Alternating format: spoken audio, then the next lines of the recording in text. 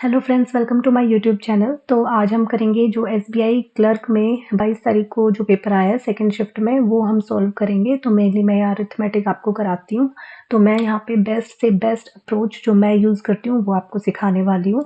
आप अपनी अप्रोच और मेरी अप्रोच को मैच कर सकते हैं, और अगर आपकी अप्रोच ज़्यादा अच्छी है और बहुत ज़्यादा शॉर्ट मेथड आप यूज़ कर रहे हैं तो प्लीज़ मुझे कॉमेंट सेक्शन में ज़रूर बताना। तो चलिए शुरू करते हैं। देखिए, फर्स्ट क्वेश्चन जो आया हुआ है वो है, राहुल है जिसने अपनी मंथली सैलरी का 20% फूड पर खर्च किया है, फर्नीचर पर 25%, रेंट पर 30%, बाकी जो बच गया वो बुक्स पर है। ठीक है, तो ऐसे क्वेश्चन में हम यूज करते हैं ट्री मेथड। ठीक है, ऐसे क्वेश्चन में हमेशा आपने ट्री मेथड यूज करना है। 100 आप लेके चलेंगे कि उसके पास 100 रुपीज थे, 100 उसकी सैलरी थी, जिसमें 100 में से 20 रुपए, 20% यानी 20 रुपए उसने कर दिया फूड पर खर्च। 25 फर्नीचर पर बोला है तो फर्नीचर पर हम लिख लेते हैं 25% यहाँ पे, यानी 25 रुपीज खर्च कर लिए। रेंट पर आर पर यहाँ हम लिख देंगे 30 खर्च कर दिए। बच गए कितने, वो आएंगे बुक्स पर, कितने बच गए इन सबको हम प्लस करेंगे तो 75 हो जाएगा, यानी कि बच गए हमारे 25। राइट, ये उसने करा बुक्स पर खर्चा। ये काम आपने फटाफट कर लिया। अब उसके बाद देखिए क्या दे रखा है। अब ऐसे क्वेश्चन में आपका दिमाग सीधा सा चलना चाहिए कि भाई कोई एक चीज दी होगी और दूसरे को कंपेयर करके उसकी वैल्यू निकालनी है ना। लेकिन इसमें दिया क्या है वो देखना है। इसमें ये दिया है कि राहुल जो है उसने बुक्स और फर्नीचर पर कितना स्पेंड किया टोटल, वो तो आपको बताना है। ठीक है, बुक्स और फर्नीचर पर टोटल कितना स्पेंड किया, 25-25 हो गया 50। आपने इस 50 की वैल्यू तो बतानी है। ठीक है, कि ये क्या है। और दिया क्या है कि राहुल की जो सैलरी है वो 20% लेस है जॉन की सैलरी से, और which is equal to 12,000 per month, यानी कि जॉन की सैलरी 12,000 दे रखी है और राहुल की सैलरी जो हम 100 मान रहे हैं वो 20% लेस है इससे। ठीक है, अभी थोड़ा सा हो सकता है आप लोगों का दिमाग घूम गया हो कि यार क्या करूं। भाई सीधी सी बात है, अगर जॉन की सैलरी जितनी भी है राहुल की उससे 20% लेस बता रखी है, यानी कि राहुल की सैलरी 80% उससे। बात समझ में आई? भाई इसका 80% राहुल की सैलरी हुई, सीधी सी बात है। 12,000 जो है जोन की सैलरी दे रखी है। अब उन्होंने बोल दिया राहुल की सैलरी से 20% कम है। 20% कम यानी आप 100 को हमेशा मान के चलिए, और उसमें 20% जब हम कम करेंगे तो 80% बचा राहुल के पास। ठीक है, तो 12,000 का 80% राहुल की सैलरी है। ये राहुल की सैलरी है। ठीक है, इतना समझ में आया, राहुल की सैलरी है। अब ये आपकी वैल्यू किसकी है, 100 की वैल्यू है।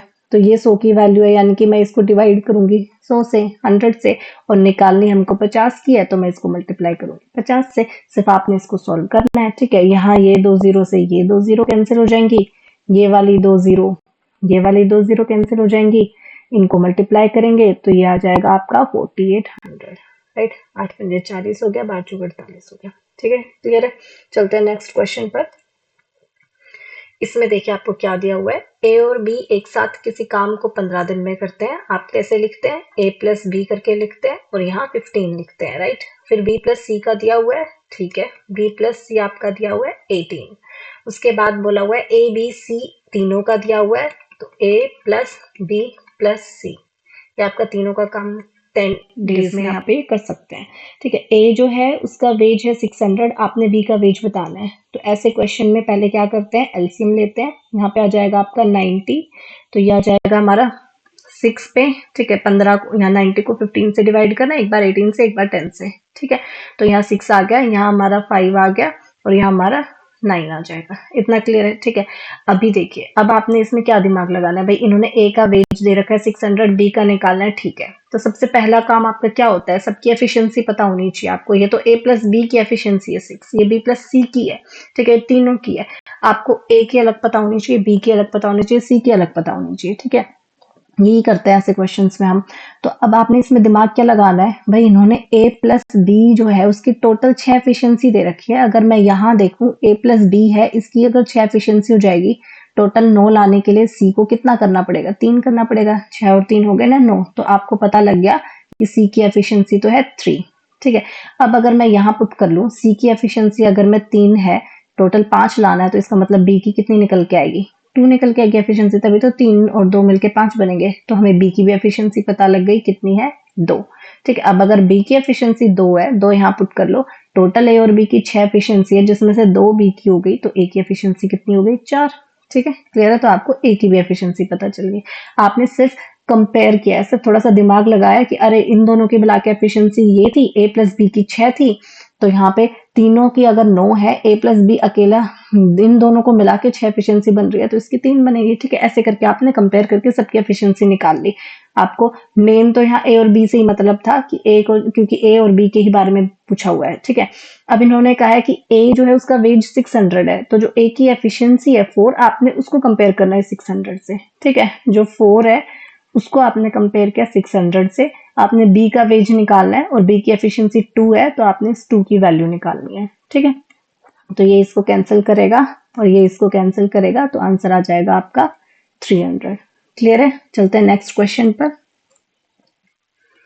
ये क्वेश्चन मुझे लगा कि हाँ थोड़ा सा ये टाइम ले सकता है। ठीक है, इसमें पॉइंट्स में दी हुई हैं चीजें और फिर कैलकुलेशन भी करनी पड़ती है। जो थोड़े से एवरेज स्टूडेंट है, जिनको छोटी छोटी टेबल्स से काटना पड़ता है और याद रखना पड़ता है, उनके लिए थोड़ा सा ये कैलकुलेटिव हो सकता है। राइट, जिनको बहुत बड़ी बड़ी टेबल याद है उनके लिए तो शायद ये इजी होगा। तो चलिए इसमें देख लेते हैं क्या है। इसमें बोला हुआ है कि एक क्लास है जिसमें 60 बच्चे हैं। ठीक है, उनका एवरेज दिया हुआ है आपको 56.2। भाई एवरेज का सीधा सा कॉन्सेप्ट है। ठीक है, कि टोटल जो भी यहाँ पे जैसे टोटल वेट है। ठीक है, एक बच्चे का, दो बच्चे का, तीन बच्चे का, जितने भी बच्चे दे रखे हैं उनका जितना भी वेट निकल के आ रहा है, इसका वेट, इसका वेट, इसका वेट, इन सबका वेट ऊपर लिखा जाता है और जो भी नंबर है उससे डिवाइड करते हैं। ठीक है, यानी कि अगर क्लास में 60 स्टूडेंट है तो 60 से डिवाइड होगा। ये एवरेज का फॉर्मूला बनता है। यही कॉन्सेप्ट सिर्फ यहाँ पे यूज हो रहा है। ठीक है, तो यहाँ पे एवरेज जो है वो दिया हुआ है 56.2। ठीक है, आपको ये नहीं पता हर एक बच्चे का कितना कितना वेट है। ठीक है, इसको खाली छोड़ देते हैं लाइन को। आपको टोटल पता है भाई 60 बच्चे हैं, तो यहाँ से एक चीज समझ में आ गई, 60 वहां जाके मल्टीप्लाई होगा तो हमें पूरी जो क्लास का टोटल वेट निकल के आ रहा है। ठीक है, टोटल वेट निकल के आ रहा है वो पता लग जाएगा। ये बात समझ में आई? ठीक है, उसके बाद देखिए 3 बच्चे और ऐड होते हैं जिनका अलग अलग वेट दे रखा है। आपको अलग अलग वेट दे रखा है तो आप इनको टोटल कर सकते हैं। 62.3, 59.7 और ये है 59.5। ठीक है, आपने इनको टोटल किया तो ये आ जाएगा आपका 181.5। ठीक है, 3 बच्चों का टोटल वेट ये निकल के आ रहा है। आप अब बच्चे पहले 60 थे, तीनों जुड़ गए, तो ये बात तो समझ में आ गई कि इस बार n की वैल्यू है 63। ठीक है, अब आपने एवरेज वेट निकालना है, यानी कि यहाँ वाली चीज निकालनी है और यहाँ वाली आपको पता होनी चाहिए। नीचे तो ठीक है 63 आ जाएगा, टोटल 63 स्टूडेंट हो गए। ऊपर क्या आएगा? ऊपर जो यहाँ आपका ये जो बच्चे थे पहले 60, ठीक है, उनका टोटल वेट आपको यहाँ से पता लग जाएगा इनको मल्टीप्लाई करके। चलो मल्टीप्लाई भी कर लेते हैं। ठीक है, ये आ जाएगा, ये है आपका शुरू के 60 बच्चों का वेट प्लस 3 बच्चों का आपने वेट निकाल ही लिया 181.5। बस आपने इसको अब सॉल्व करना है। ठीक है, तो आपका आंसर आ जाएगा, आंसर आएगा आपका ये। तो ये थोड़ा सा मुझे लगा कि हाँ ये यहाँ पे कैलकुलेशन पार्ट थोड़ा सा डिफिकल्ट है। बाकी क्वेश्चंस बहुत ईजी हैं और उनमें बहुत अच्छे अच्छे शॉर्ट ट्रिक्स मैं आपको बताऊंगी। तो चलिए नेक्स्ट क्वेश्चन देखते हैं। 600 रुपीज जो है वो इन्वेस्ट हुआ है हमारा 12% के हिसाब से and a certain some of money, और कुछ अमाउंट जो हमें नहीं पता कितना है वो 10% के हिसाब से यहाँ पे हमने सिंपल इंटरेस्ट पे लगाया। ठीक है, if the sum of interest on both the sums after 6 year, 6 साल के बाद दोनों का टोटल इंटरेस्ट निकल के आता है। ये एक हमें पता है 600 रुपए हमने लगाए हैं 12% के हिसाब से, एक हमें पता ही नहीं हम कितने रुपए लगा रहे हैं, लेकिन रेट पता है 10% के हिसाब से, और उनसे हमें जो निकल के आ रहा है सिंपल इंटरेस्ट वो है 640। इतनी कहानी समझ में आई? ठीक है, आपको बताना है लेटर सम ऑफ मनीज, यानी जो हमें पता ही नहीं था, जो दिया ही नहीं है इन्होंने कि कितना हम 10% पे लगा रहे हैं, वो आपने फाइंड करना है। ठीक है, ये क्वेश्चन में पूछा गया है। अब आप देखिए सिंपल सी बात है भाई, 600 रुपए, सिंपल इंटरेस्ट का फॉर्मूला क्या होता है? P principal into rate into time upon 100, PRT by 100। ये फॉर्मूला आपने याद रखना है सिंपल इंटरेस्ट के लिए। ठीक है, बस आपने पहले के लिए तो लगा ही लोगे भाई, प्रिंसिपल है 600, रेट है 12, टाइम इन्होंने 6 साल दिया ही हुआ है, अपॉन 100। ठीक है, यहाँ 100 से 100 कैंसिल कर लिया, यहाँ जाएगा आपका, इनको मल्टीप्लाई करोगे तो 432 आ जाएगा। ठीक है, अब आप दिमाग लगाइए कि आपके पास इंटरेस्ट टोटल निकल के आना चाहिए 640, जिसमें से 432 इंटरेस्ट तो आपका 600 वाले अमाउंट से ही आ गया, तो इसका मतलब दूसरे अमाउंट से कितना इंटरेस्ट आ रहा है वो पता कर सकते हैं इसको 600 में 640 में से माइनस करके। ठीक है, तो आपको पता लग जाएगा कि दूसरा वाला इंटरेस्ट आप कमा कितना रहे हो। ठीक है, एक इंटरेस्ट तो इसमें से माइनस हो जाएगा, तो ये आ गया आपका 208। ठीक है, 208 जो है वो आपका इंटरेस्ट आ रहा है बचे हुए पैसों पे। तो बस सिंपल इंटरेस्ट ये है, प्रिंसिपल आपको फाइंड करना है। इस बार रेट आपका 10 है, टाइम आपका 6 है, डिवाइडेड बाय 100। ठीक है, यहाँ पे ये 0 से 0 कैंसिल कर देगा, और यहाँ पे हम इसको सॉल्व कर लेते हैं, इसको 2 से कैंसिल कर लेते हैं, ये 5 वहां जाके मल्टीप्लाई हो जाएगा, और यहाँ 3 यहाँ के डिवाइड हो जाएगा, ये आएगा आपका प्रिंसिपल। ठीक है, इसको हम देखें तो यह आपका बनेगा 346.66 बनेगा, यानी कि ये क्लियर है। ठीक है, सिंपल सा एक ये छोटा सा फॉर्मूला यूज हो रहा था, सिर्फ आपने दिमाग लगाया है कि अगर टोटल हमें सिंपल इंटरेस्ट की वैल्यू दे रखी है, तो पहले की तो सारी चीज पता है, प्रिंसिपल भी पता है, रेट भी पता है, टाइम भी पता है, तो वो वाला सिंपल इंटरेस्ट तो हम निकाल ही सकते हैं, और जो टोटल दिया हुआ है उसमें से उसको माइनस कर लेंगे, तो बचे हुए सिंपल इंटरेस्ट को वापस इसी फॉर्मूले में यूज करके प्रिंसिपल निकाल लेंगे। ठीक है, चलते हैं नेक्स्ट क्वेश्चन पर। इसमें देखिए आपको दिया हुआ है कि अंकित की जो प्रेजेंट एज है वो उसके सन से थ्राइस है। ठीक है, अंकित और सन, ठीक है, इसकी प्रेजेंट एज 3 टाइम्स है अपने सन से। ठीक है, यानी कि इनका 3:1 हो गया। अच्छा, 4 ईयर्स अगो, 4 साल पहले जो इनका रेशो था एज का वो था 13:3। ये जो गैप है ये 4 साल का है। ठीक है, 4 साल पहले की बात हो रही है, -4 लिखती हूँ मैं याद करके लिए। ठीक है, आपको इस अगर 4 साल बाद की बात हो तो +4 लिख लो कि इनका जो गैप है ये 4 साल का है, ऐसे। ठीक है, बाद का है। इतना समझ में आया? ठीक है, अभी ऐसे केस में जिसमें आपको 2 लोग हैं और उनकी एज का रेशो दिया हुआ है, प्रेजेंट का या पास्ट का जो भी है, और कुछ टाइम पहले कुछ टाइम बाद का रेशो दिया हुआ है। ठीक है, उन दोनों का ही। तो ऐसे केस में आपने क्या करना होता है, ये जो डिफरेंस है यानी 1 से 3 पर गए, 3 से 13 पर गए, ये जो डिफरेंस है ये सेम बनाना होता है। ठीक है, क्यों? क्योंकि यहाँ से यहाँ आए, भाई ये भी 4 साल पहले की बात हो रही है और इसके लिए भी 4 साल पहले की बात हो रही है, तो ये जो डिफरेंस है मुझे सेम बनाना है। और इसको सेम बनाने का क्या तरीका है कि यहाँ 3 और 1 में 2 का डिफरेंस है, इसको तो करो 2 से मल्टीप्लाई। यहाँ 13 और 3 में 10 का डिफरेंस है, तो ऊपर वाले को करो इस 10 से मल्टीप्लाई। अब ये सेम बन जाएगा। देखो, आप इसको 10 से मल्टीप्लाई करेंगे तो ये आ जाएगा यहाँ 30, ये आ जाएगा यहाँ 10। ठीक है, नीचे आ जाएगा 26, और इनको मल्टीप्लाई करेंगे 6। अब आप देखिए, 30 थी प्रेजेंट एज और अब 26 हो गई है, 4 का डिफरेंस है। 10 थी प्रेजेंट एज सन की, अब 6 हो गए, यहाँ भी 4 का डिफरेंस है। ये डिफरेंस ही हमें इक्वल करना था और ये हमने कर दिया। ठीक है, और अब इस डिफरेंस को इससे कंपेयर करना है। यहाँ पे हमारा डिफरेंस 4 का निकल के आ रहा है और बात भी 4 साल की ही हो रही है, यानी कि 1 यूनिट की वैल्यू 1 ही है, यानी कि हमने बिल्कुल सही निकाला है। यहाँ पे 30 है, किसी को किसी से कंपेयर करने की ही जरूरत नहीं है। 30 ही उसकी प्रेजेंटेज है और सन की 10 है प्रेजेंटेज। ठीक है, और अंकित की पूछिए प्रेजेंटेज, यानी कि ये 30 आ जाएगा। ठीक है, प्रेजेंट एज पूछिए तो ऊपर वाला जो था ये प्रेजेंट एज था ना, ये 4 साल पहले वाला एज था। ठीक है, चलते हैं नेक्स्ट क्वेश्चन पर। इसमें आपको देखिए क्या दिया हुआ है कि ratio of speed of stream. तो सबसे पहले आपको सिंबल पता होना चाहिए कि बोट का जो स्पीड होता है स्टिल वाटर में वो हम यू से रिप्रेजेंट करते हैं, और जो पानी की जो स्पीड है, स्ट्रीम की जो स्पीड है, वो हम वी से रिप्रेजेंट करते हैं। ठीक है, तो स्पीड ऑफ स्ट्रीम यानी कि वी, और speed of boat in still water यानी कि यू। ठीक है, यहाँ बच्चे गड़बड़ कर देते हैं, जल्दबाजी में यू रेशो भी कर देते हैं, ये ध्यान रखना है। ठीक है, तो ये आपको दिया हुआ है 5:16। क्लियर है? तो सिर्फ दिया हुआ है, अभी तक तो कुछ किया ही नहीं है। तो अभी ए जो है, अ बोट गोज 33 किलोमीटर इन 90 मिनट्स अपस्ट्रीम।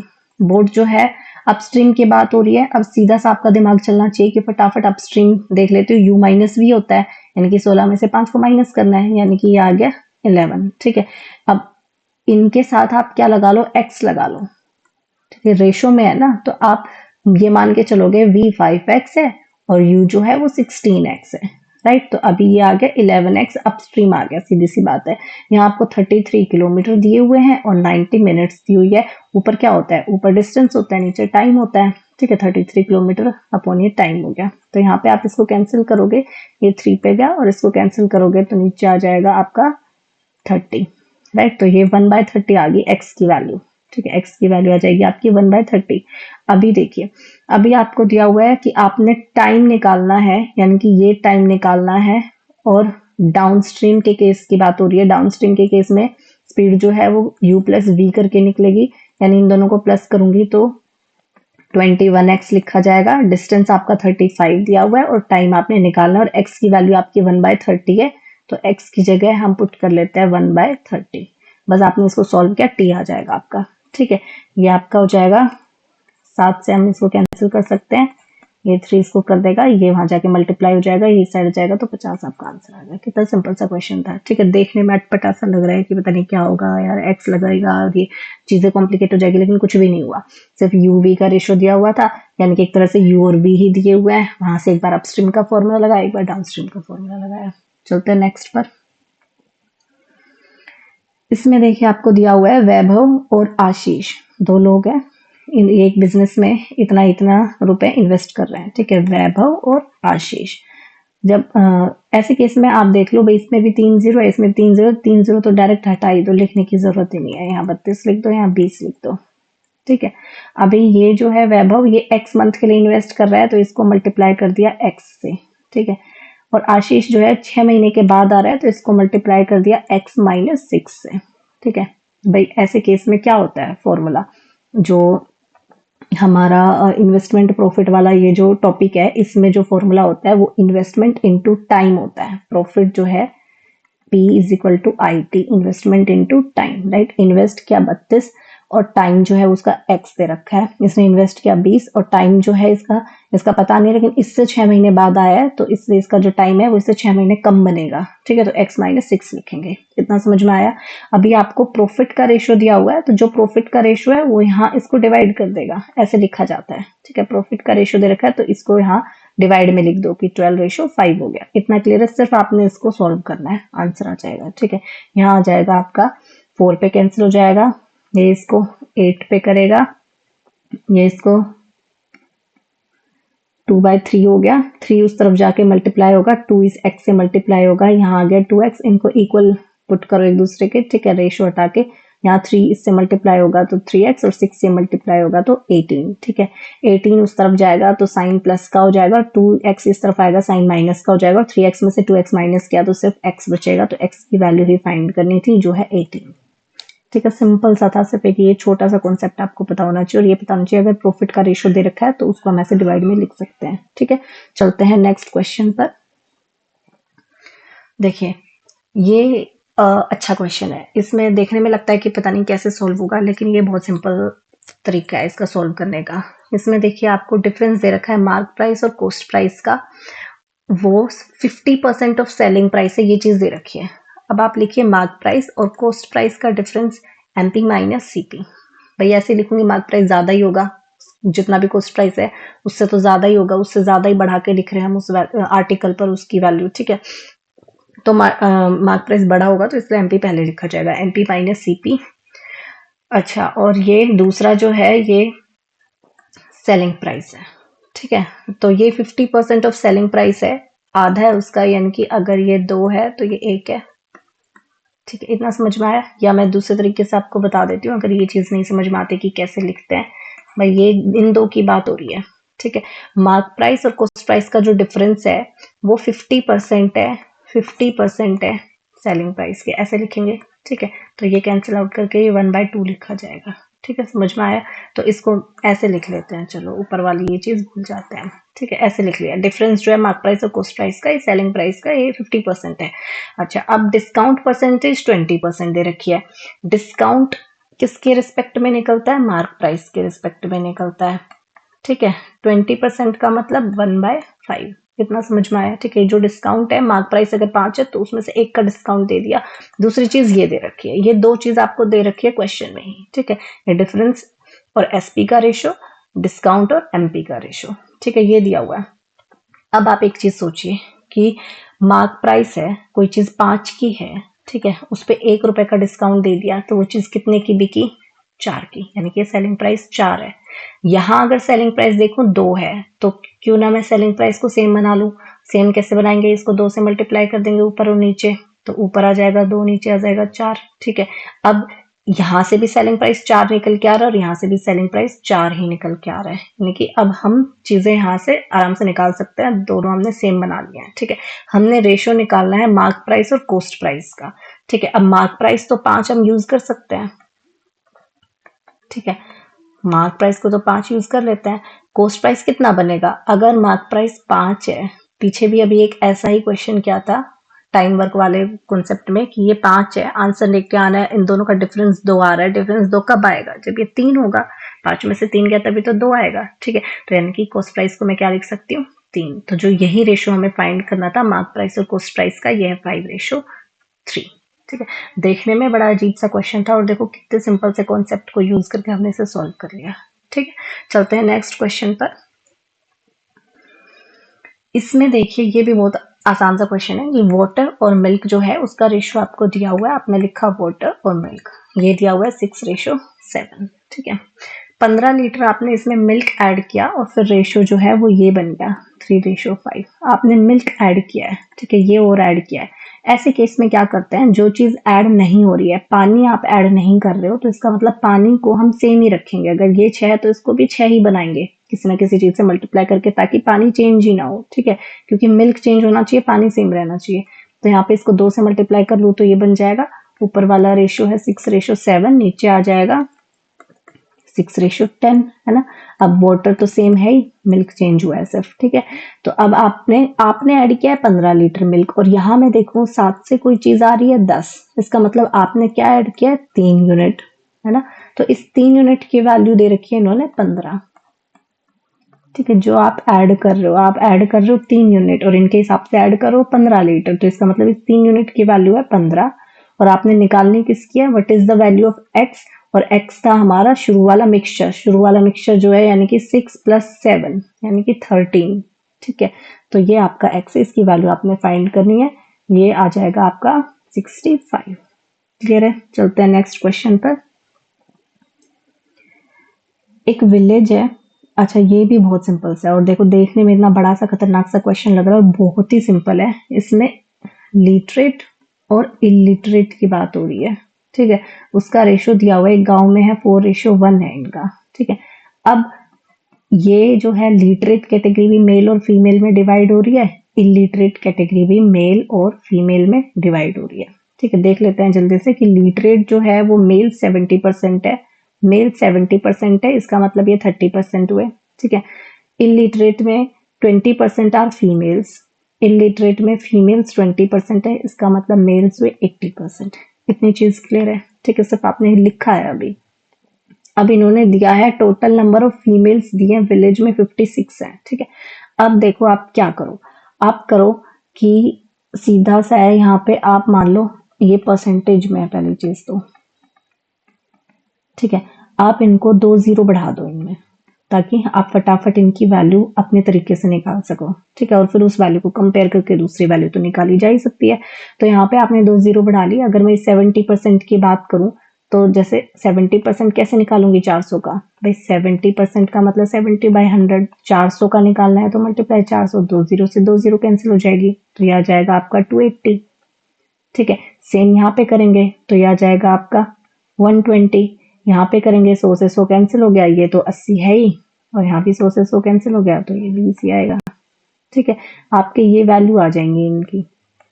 ठीक है, अब 56 दिया है total number of females, female आपकी 120 है और यहाँ पे फीमेल आपकी 20 है, यानी कि आपकी फीमेल आ रही है 140 निकल के। ठीक है, इसकी वैल्यू इन्होंने दी है 56।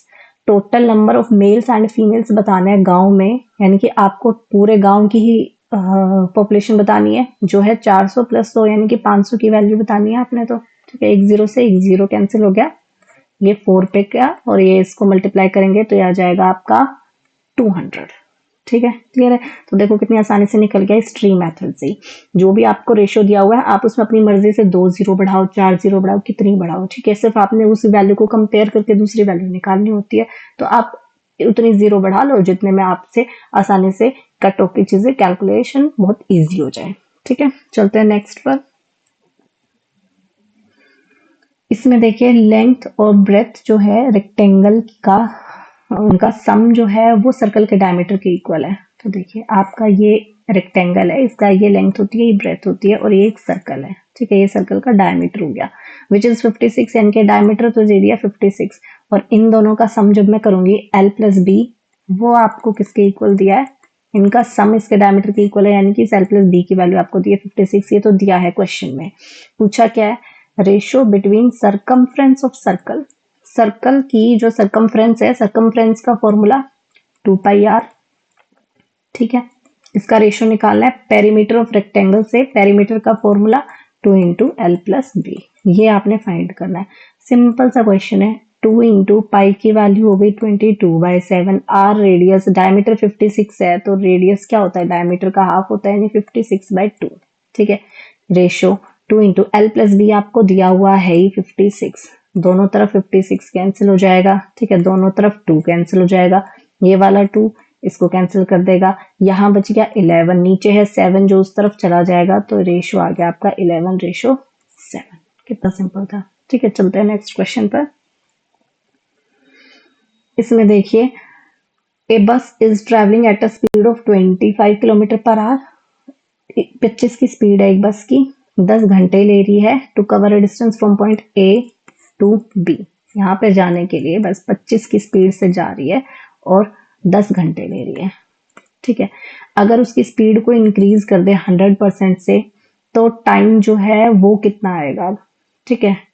How much time will the bus take to cover the same distance, same distance है वो कितने टाइम में कवर करेगी, तो सीधी सी बात है, पहले 10 घंटे ले रही थी, स्पीड डबल करेंगे तो 5 घंटे लेगी, ये तो कॉमन सेंस है, ठीक है। लेकिन तरीका क्या है इसका, तरीका ये है भाई 100% का मतलब क्या है, 100% का मतलब कैंसिल कर दूं 1/1 यानी कि पहले एक स्पीड थी, एक और बढ़ गई तो एक से स्पीड हो गई 2 एक तरह से, ठीक है। अब ऐसे केस में टाइम जो है अगर डिस्टेंस सेम है तो यहाँ 1 से 2 स्पीड बढ़ी है तो टाइम लिख सकती हूँ 2 से 1 हुआ है, ठीक है। ये हमारा पुराना वाला टाइम होता है, ठीक है, ये ओल्ड होता है और ये न्यू वाला टाइम होता है, ठीक है। ओल्ड दिया हुआ है पहले 10 घंटे यानी इस 2 की वैल्यू दी हुई है आपको 10 घंटे है, नया टाइम बताना है, ठीक है, कि अब कितना लेगी, इस 1 की वैल्यू बतानी है तो ये इसको कैंसिल कर देगा 5 पे, आंसर आ जाएगा आपका 5 आवर्स, ठीक है। तो ये था आपका एसबीआई क्लर्क का जो अभी रिसेंटली जो 2025 में 22 तारीख को जो पेपर हुआ है सेकंड शिफ्ट में, ये उसका मेमोरी बेस्ड पेपर था, ठीक है, मैंने आपको सॉल्व कराया, इसमें मैंने बेस्ट से बेस्ट अप्रोच आपको बताई है। अगर आपको इससे भी अच्छी कोई अप्रोच पता है तो प्लीज मुझे कमेंट सेक्शन में जरूर बताना। Thank you so much.